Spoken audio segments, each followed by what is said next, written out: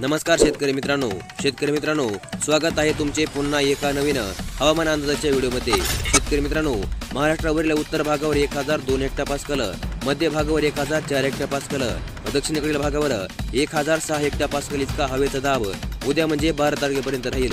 मंगळवारी म्हणजे 13 तारखेपासून पुढे उत्तरेकडील भागावर 1004 व दक्षिणेकडील भागावर 1006 हेक्टोपास्कल इतका हवेचा दाब राहणार आहे। त्याचा थेट परिणाम पावसाच्या प्रमाणावर होऊन पुढील काही काळ राज्यामध्ये उघडीप तर हलक्या पावसाची देखील शक्यता जाहीर करण्यात येत आहे। तसेच पावसाचे प्रमाण कमी होऊन पावसामध्ये उघडीपीचे प्रमाण अधिक राहील।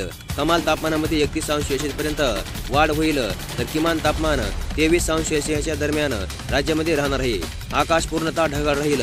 दुपारच्या सापेक्ष आर्द्रतेमध्ये घट होणार आहे, तर पालघर, नाशिक, धुळे, नंदुरबार, जळगाव, धाराशिव, लातूर, बीड, जालना, छत्रपती संभाजीनगर, बुलढाणा, वाशिम, सांगली, सोलापूर, पुणे आणि नगर या जिल्ह्यामध्ये वाऱ्याचा ताशी वेग 21 किलोमीटरपेक्षा अधिक राहणार आहे।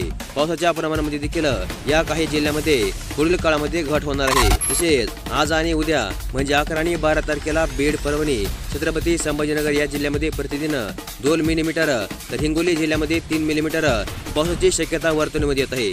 धाराशिव, लातूर व जालना या जिल्ह्यामध्ये प्रतिदिन 1 मिलीमीटर इतक्या अल्प पावसाची शक्यता वर्तवण्यात येत आहे। या आठवड्यामध्ये पावसामध्ये उघडीप राहणे शक्य आहे। तर कमाल तापमान बीड जिल्ह्यामध्ये 29 अंश सेल्सिअस, तर जालना आणि लातूर या जिल्ह्यामध्ये 30 अंश सेल्सिअस याच्या दरम्यान राहणार आहे। छत्रपती संभाजीनगर, हिंगोली, परभणी, नांदेड व धाराशिव या जिल्ह्यामध्ये कमाल तापमान 31 अंश सेल्सिअस राहील, तर किमान तापमान सर्वच जिल्ह्यामध्ये 23 अंश सेल्सिअस याच्या दरम्यान राहील।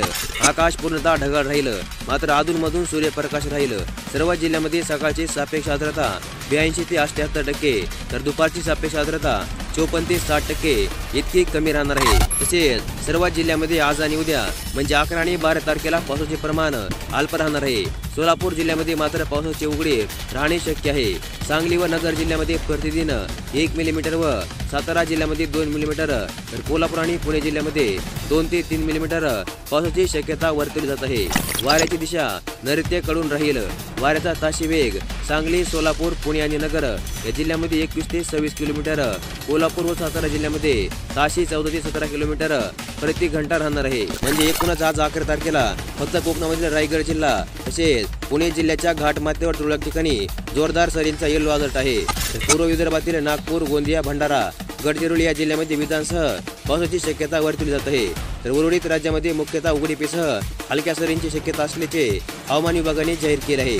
तर मग आज सहित पुढील 2 दिवसांचा हवामान अंदाज अशा प्रकारचा राहणार आहे। आणि अशाच प्रकारच्या हवामान अंदाजाबद्दलचे अपडेटसाठी आपल्या चॅनलला सबस्क्राईब करून ठेवा। व्हिडिओला देखील लाईक करा। धन्यवाद।